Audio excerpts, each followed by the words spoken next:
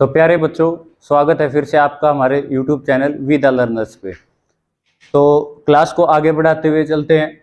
तो देखिए, सबसे पहले एक इम्पोर्टेंट बात जो मैंने लिखी है कि √4 अगर मैंने लिखा है तो उसका मतलब 2 होगा या -2 होगा, क्योंकि जब भी किसी नंबर की रूट हम निकालते हैं तो उसकी दो वैल्यूज होती हैं, एक पॉजिटिव और एक नेगेटिव।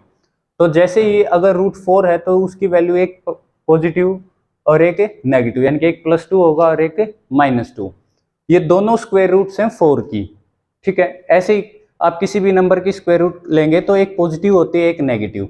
लेकिन when we use the symbol root, जब हम इस रूट सिंबल का यूज करते हैं, we assume that it is the positive value, it is the positive square root of the number, कि जो भी नंबर है उसकी वो पॉजिटिव स्क्वायर रूट ही होगी, है ना। तो देखो, किसी भी नंबर की स्क्वायर रूट पॉजिटिव और नेगेटिव दोनों होती है, लेकिन जब हमने रूट सिंबल यूज किया तो उसका मतलब क्या है कि हम बात कर रहे हैं पॉजिटिव स्क्वायर रूट की। तो √4 का मतलब क्या हो जाएगा, 2, ना कि -2। तो इससे हमें क्या रिजल्ट मिला है कि अगर हमें रिप्रेजेंट करना है √4 को नंबर लाइन पे, तो हम -2 को रिप्रेजेंट नहीं करेंगे, हम किसको रिप्रेजेंट करेंगे, 2 को। तो अगर हमें √4 को रिप्रेजेंट करना है नंबर लाइन पे, तो जैसे ये होगी हमारी नंबर लाइन, यहां होता है 0, 1, 2, 3। अब मैं बोलूं कि √4 को रिप्रेजेंट करो, तो √4 की वैल्यू एक -2 होती है और एक +2।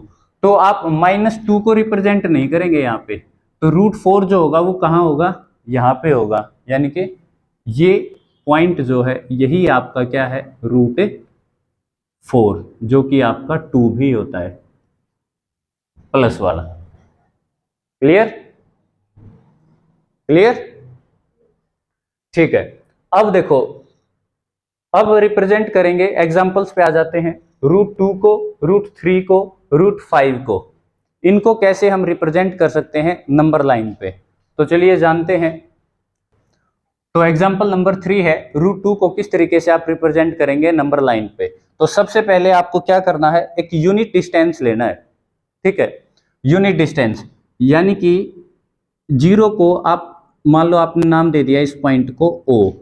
ठीक है, O से लेके यहां तक एक यूनिट डिस्टेंस आपने क्या लिया, बेस,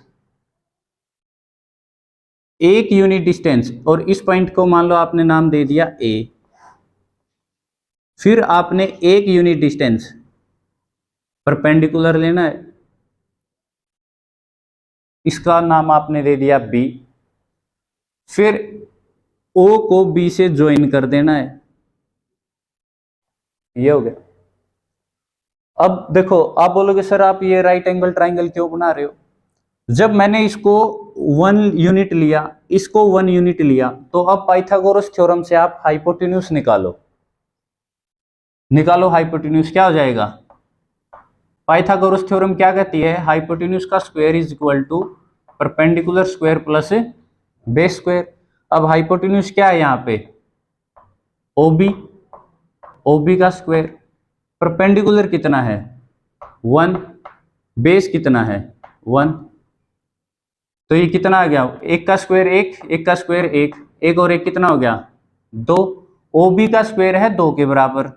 अब OB किसके बराबर हो जाएगा, OB का स्क्वायर किसके बराबर है 2 के। अगर दोनों तरफ रूट लेंगे, taking root on both side, square से रूट कैंसिल हो गई, तो ये क्या बच गया, OB इज इक्वल टू √2। तो ये जो लेंथ आई है ये कितनी आ गई हमारी, √2। क्लियर। अब करना क्या है, आपको कंपास लेना है और इसको सेंटर मानते हुए O को, और OB को रेडियस मानते हुए, और कंपास की सहायता से एक आर्क ड्रॉ कर लेनी है ऐसे, ये ठीक है। जहां पे ये इंटरसेक्ट करेगा ये पॉइंट, ये किसको रिप्रेजेंट करेगा, √2 को। क्यों करेगा रिप्रेजेंट, अब देखो जो सर्कल होता है, मान लो ये यहां से हमें एक सर्कल बनाना है जिसकी रेडियस कितनी है √2, तो मैं सर्कल ऐसे ही बनाऊंगा, ठीक है, कुछ इस तरीके से सर्कल बनाऊंगा मैं। अब इस सर्कल में जितनी भी रेडियस होंगी वो सारी की सारी कितनी कितनी लेंथ होगी, उनकी कितनी लेंथ होगी, इक्वली तो होंगी। मान लो ये सर्कल है, ये 5 सेंटीमीटर मान लो इसकी रेडियस है, तो ये भी ये भी ये भी सारी की सारी कितनी होंगी, रेडियस तो सेम ही रहेगी, सारी की सारी कितनी होंगी 5। तो जब ये √2 इधर है तो इतना ही डिस्टेंस ये होगा, बोलो भाई √2 इतना यहां है, ये एक सर्कल ड्रॉ किया ना हमने, तो इतना ही डिस्टेंस, ये भी इतना ही डिस्टेंस होगा। तो हमें पता चल गया कि यहां से यहां तक का डिस्टेंस कितना है, ये √2, तो यहां पे आ गया √2। क्लियर। अब बात आती है कि इसको अटेम्प्ट कैसे करेंगे, पेपर में कैसे लिखेंगे। तो सबसे पहले क्या, आप जैसे आपने सोल्व किया है उसी तरीके से आपको इसको बताना है। तो सबसे पहले क्या लिखेंगे, टेक यूनिट डिस्टेंस, यूनिट मतलब 1, take unit distance OA on the number line. सबसे पहले तो हमने एक यूनिट डिस्टेंस लिया जिसको OA से रिप्रेजेंट किया नंबर लाइन पे। उसके बाद एट ए पॉइंट पर हमने क्या किया, ड्रॉ अ परपेंडिकुलर AB, कितना, अगेन ऑफ यूनिट लेंथ, इतनी लेंथ का हमने फिर ये ड्रॉ कर दिया। Now join OB and taking O as centre, O को सेंटर मानते हुए, and OB as radius, and OB as radius, draw an arc intersecting the number line, जो कहां पे इंटरसेक्ट कर रही है नंबर लाइन को। मान लो इस पॉइंट का नाम दे दिया आपने P, at point P, so point P, therefore point P corresponds to √2। तो पॉइंट P जो है किसको कोरस्पॉन्ड कर रहा है, √2 को। साइड में आप ये वाली अपनी बात बता सकते हो या इसी में बीच में इंक्लूड कर सकते हो। जब आपने ये बताया ना कि ज्वाइन OB, अब यहां पे क्या लिख सकते हो, OB के बाद using Pythagoras theorem we come to know that OB is equal to √2, आप ये लिख सकते हो। या सिंपली ये लिख के एक साइड ये करके दिखा दो और इसको दिखा दो, हो गया। या फिर यहाँ पे ज्वाइन OB के बाद क्या लिखोगे, by using Pythagoras theorem we come to know that OB is equal to √2। फिर OB √2 है तो फिर हमने क्या करना है, O को सेंटर मान के और OB को रेडियस मान के एक इस तरीके से आर्क लगा देनी है। कंप्लीट सर्कल ड्रॉ करने की जरूरत नहीं है, सिर्फ आर्क लगा देनी है, जहां पे कट करेगी उतना ही डिस्टेंस चलेगा, ये तो हर जगह बराबर, तो उतना ही डिस्टेंस की क्या हो गया, ये √2, ये हो गया अपना, ठीक है। नेक्स्ट है √3, √3 को रिप्रेजेंट करना है। अब जैसे √2 को आपने रिप्रेजेंट कर लिया, फिर क्या करना है, अब OB को तो मान लेना है आपने बेस, और OB पे कंस्ट्रक्ट करना है एक यूनिट का, OB पे आपने एक यूनिट परपेंडिकुलर ड्रॉ करना है, इसका नाम आप दे सकते हो C। परपेंडिकुलर मतलब यहां पे क्या बनना चाहिए, 90 डिग्री का एंगल। तो OB पे एट पॉइंट B आपने एक यूनिट डिस्टेंस पे क्या ड्रॉ किया, एक यूनिट डिस्टेंस लेके क्या ड्रॉ किया है, परपेंडिकुलर। अब इसको ज्वाइन कर दो,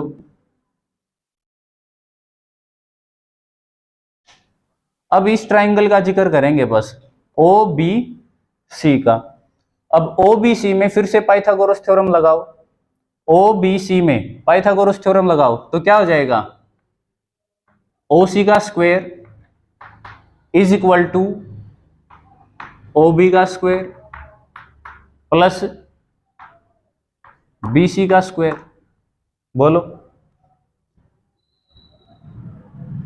ओ बी कितना है, √2 हमने निकाला था, प्लस बी सी कितना है 1 यूनिट लिया हमने, और इधर ये as it is O C का स्क्वायर। अब ओ सी का स्क्वायर √2 का स्क्वायर क्या होगा, स्क्वायर से रूट कैंसल, 2 और 1 का स्क्वायर 1 इज इक्वल टू 3। जब दोनों तरफ आप रूट लेंगे यानी कि ओ सी का स्क्वायर इज इक्वल टू 3 है, taking root on both sides, इस स्क्वायर से रूट कैंसिल, तो ओ सी की वैल्यू क्या आ गई, √3। तो ये जो ओ सी है इसकी वैल्यू क्या आ गई, √3। अब हमें पता चल गया ये डिस्टेंस है √3। इतना ही कंपास ओपन करके और इसको ऐसे इंटरसेक्ट करो, इतना ही कंपास ओपन करके ऐसे ले आओ इसको।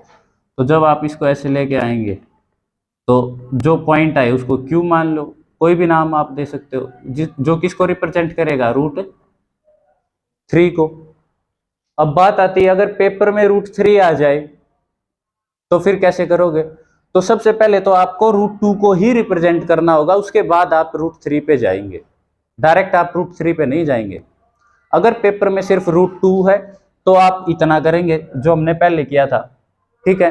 √3 आ गया तो ये तो आपको करना ही है, साथ में आपको फिर आगे का ये बताना है। तो फिर आप क्या करेंगे, इसके बाद कैसे लिखेंगे, ये लिखने के बाद इसके बाद क्या लिख देंगे, construct C B perpendicular at या perpendicular to O B. C B कितना, यहां लिख देंगे construct C B of unit length, ये यहां पे लिख लेना, यहां पे construct C B of unit length perpendicular to O B. जो ओ बी है उस पे हमने एक सी बी परपेंडिकुलर ड्रॉ किया है जिसकी लेंथ है यूनिट 1। देन कंस्ट्रक्ट करने के बाद आपको क्या करना है, join C to O and by using Pythagoras theorem in triangle O B C we get OC is equal to √3। अब वही बात as it is, now taking O as centre, O को सेंटर लेंगे and OC as radius, OC को radius मान के एक circle draw कर देंगे। सर्कल ड्रॉ करने की जरूरत ही नहीं है, सिर्फ एक आर्क की काफी है हमें, तो सिर्फ जहां पे इंटरसेक्ट कर जाए ये वही हमारा पॉइंट हो जाएगा, क्योंकि सर्कल की सारी रेडियस क्या होंगी, इक्वल। तो draw O C taking O as centre and OC as radius, draw an arc intersecting, जो इंटरसेक्ट करेगी the number line at point Q. तो फिर लास्ट में क्या लिख देंगे, point Q corresponds to √3। Clear, बोलो क्लियर भाई। उसके बाद फिर आ जाए √4। √4 आ जाए तो उसको कैसे रिप्रेजेंट करोगे, एक तो तरीका है डायरेक्ट ये, भाई √4 का मतलब होता है 2, तो 2 पे आप 2 पॉइंट को डायरेक्ट आप नंबर लाइन पे रिप्रेजेंट कर देंगे। अगर इसी प्रोसीजर से चलना है तो पहले √2 को रिप्रेजेंट करेंगे, फिर √3 को, और फिर √4 पे। √4 पे कैसे जाएंगे, अब यहाँ पे C पे एक परपेंडिकुलर ड्रॉ करेंगे यूनिट लेंथ का, ठीक है। फिर इसको ज्वाइन करेंगे पाइथागोरस थ्योरम जब लगाओगे तो आपको पता चलेगा ये वैल्यू क्या आएगी, √4, और जब आप इससे ऐसे इंटरसेक्ट करोगे तो ये 2 पे ही इंटरसेक्ट करेगी, 2 पे ही काटेगी इसको। ठीक है, तो ये यहां जाएगा आपका √4। बात आती है √5 की। √4 आपने रिप्रेजेंट कर दिया, उसके बाद फिर से आप क्या लेंगे, एक परपेंडिकुलर ड्रॉ करेंगे उस पे, उसको ज्वाइन करेंगे और फिर उससे इंटरसेक्ट करेंगे, ऐसे सेम प्रोसीजर रहेगा। ठीक है, लेकिन ये थोड़ा सा लेंथी हो जाता है, ये थोड़ा सा क्या हो जाएगा, थोड़ा लेंथी हो जाएगा। दूसरा तरीका क्या है आसान सा √5 को रिप्रेजेंट करने का, जो नंबर लाइन है,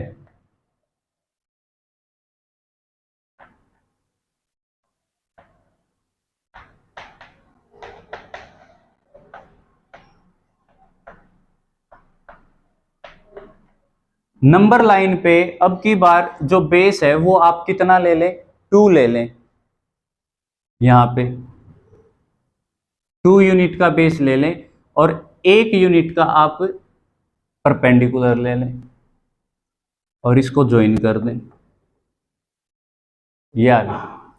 जब आपने 2 यूनिट का बेस लिया और 1 यूनिट का परपेंडिकुलर लिया, तो जो ओ ए बी, अब की बार ए जो है 2 पे आ गया, 2 यूनिट डिस्टेंस पे, तो ओ ए बी के अंदर आप पाइथागोरस थ्योरम लगाएंगे तो हाइपोटेन्यूज क्या आ जाएगा, ओ बी का square is equal to O A का स्क्वायर। ओ ए कितना है, ए बी कितना है, 1। परपेंडिकुलर हर बार आपको क्या लेना है, 1, तो 1 यूनिट। अब देखो 2 का स्क्वायर क्या होता है, 4 + 1 इज इक्वल टू 5, यानी कि जो ओ बी का स्क्वायर है वो किसके इक्वल आ गया, 5 के। तो ओ बी का स्क्वायर है 5 के, taking root on both side, दोनों तरफ रूट लेंगे तो इससे ये कैंसिल और यहाँ आ जाएगी रूट, तो ओ बी की वैल्यू क्या आ गई, √5। तो ये जो ओ बी है ये कितनी वैल्यू आ गई इसकी, √5। √5 आते ही ओ को सेंटर माने और कंपास को इतना ओपन करके ड्रॉ कर दें। जहां पे कट करेगा उस पॉइंट का कोई भी नाम पी के वो अपने हिसाब से दे सकते हो, वो रिप्रेजेंट करेगा √5 को। अब इसको पेपर में कैसे लिखेंगे, पेपर में लिखेंगे simply take 2 unit distance O A, या सिंपल, उससे भी सिंपल क्या है, mark a point A at a distance of 2 unit, mark a point A at a distance of 2 unit, then at point A draw a perpendicular of unit length। ठीक है, AB, draw a perpendicular AB of unit length at point A, then join B to O, बिल्कुल same procedure, taking O as center and OB as radius, draw an arc intersecting the number line at point P, point P corresponds to √5। Clear. बीच में आप जो ये है आप इसको कहां बताएंगे, यहां पे, by using Pythagoras theorem in triangle O A B we come to know that O B is equal to √5। ठीक है, इस बात को आप बीच में बता देंगे यहां पे, जब आप ये बताओगे ना कि join O to B and then by using Pythagoras theorem we come to know that OB is equal to √5, then taking O as center and OB as radius draw an arc intersecting the number line at point P, then point P corresponds to √5। तो इस तरीके से आप इसको लिख देंगे। ठीक है, तो यहां से हमें एक इंपॉर्टेंट रिजल्ट देखने को मिलता है, वो ऑब्जर्वेशन क्या है कि किसी भी नंबर को हम लोकेट कर सकते हैं, you can locate √n for any positive integer n, किसी भी पॉजिटिव इंटीजर को आप लोकेट कर सकते हैं, यानी कि उसकी रूट वैल्यू को, कब, after √n-1 has been located, जब उससे एक कम नंबर आप लोकेट कर चुके हो। अगर मान लो यहाँ पे 3 है तो उसको लोकेट करने के लिए, √3 को लोकेट करने के लिए आपको पहले क्या लोकेट करना पड़ेगा, √3-1 यानी कि √2 को लोकेट करना पड़ेगा। क्लियर। तो किसी भी पॉजिटिव इंटीजर को अगर रूट फॉर्म में आप लोकेट कर रहे हैं तो उसको लोकेट करने के लिए पहले उससे एक कम जो नंबर होगा उसको लोकेट आपको करना होगा। नेक्स्ट है जो ये फर्स्ट हम पहले मैं बता रहा था कि किसी भी नंबर की अगर स्क्वायर रूट की बात की जाए तो उसकी दोनों वैल्यूज होती हैं, लेकिन जब हम रूट सिंबल यूज करते हैं तो हमारा मतलब होता है सिर्फ पॉजिटिव नंबर से। ठीक है, तो यानी कि किसी भी नेगेटिव नंबर को, no negative number can be the square root of any natural number. किसी भी नेचुरल नंबर का अगर स्क्वायर रूट है तो कोई नेगेटिव नंबर उसकी स्क्वायर रूट नहीं हो सकता। ठीक है, यानी कि no negative number can be the square root of any natural number, यानी कि ये नेगेटिव नंबर था तो ये किसी नेचुरल नंबर का, 4 नेचुरल नंबर है तो किसी भी नेचुरल नंबर का कोई नेगेटिव नंबर रूट नहीं हो सकता। ठीक है, we assume this. So no negative number can be the square root of any natural number, जैसा कि यहाँ पे नेगेटिव नंबर 2 स्क्वायर रूट नहीं हो सकता नेचुरल नंबर 4 का। ठीक है, तो हम स्क्वायर रूट में क्या लेंगे, पॉजिटिव नंबर लेंगे, प्लस वाला। अब आ जाते हैं अपनी एक्सरसाइज पे। जो फर्स्ट स्टेटमेंट्स हैं, एनसीईआरटी उठा लीजिए अपनी। जो फर्स्ट है exercise 1.2, state whether the following statements are true और false, justify your answers. First है every irrational number is a real number. हर एक इरेशनल नंबर क्या होता है, रियल नंबर होता है। अब देखें ये बात, recall this fact, collection of real numbers is made up of rationals and irrationals. Real numbers किसका कलेक्शन होता है, रैशनल नंबर्स का, और इरेशनल नंबर का कलेक्शन क्या कहलाता है, रियल नंबर। तो ये पूछ रहा है कि हर एक इरेशनल नंबर क्या रियल नंबर होगा, भाई बिल्कुल होगा। क्यों होगा, क्योंकि इरेशनल किसका हिस्सा है, रियल नंबर का। लेकिन इसका जो उल्टा है, third part, every real number is an irrational number, third part, इसी का third part, every real number is an irrational number. क्या हर एक रियल नंबर इरेशनल होगा, बिल्कुल नहीं होगा, क्योंकि रियल नंबर में रैशनल और इरेशनल दोनों आते हैं।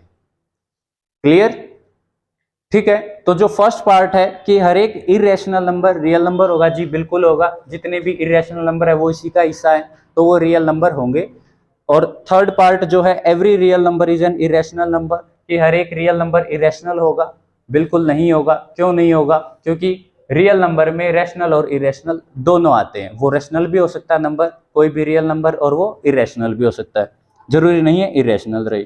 अब बात करते हैं फर्स्ट का second part, every point on the number line is of the form root m where m is a natural number। तो ये कहता है कि नंबर लाइन पे कोई भी अगर पॉइंट है तो वो किस फॉर्म में होगा, रूट m की फॉर्म में होगा, जहां पे m जो है एक नेचुरल नंबर होगा। अब देखें भाई, मान लो रूट 4 की अगर बात करें,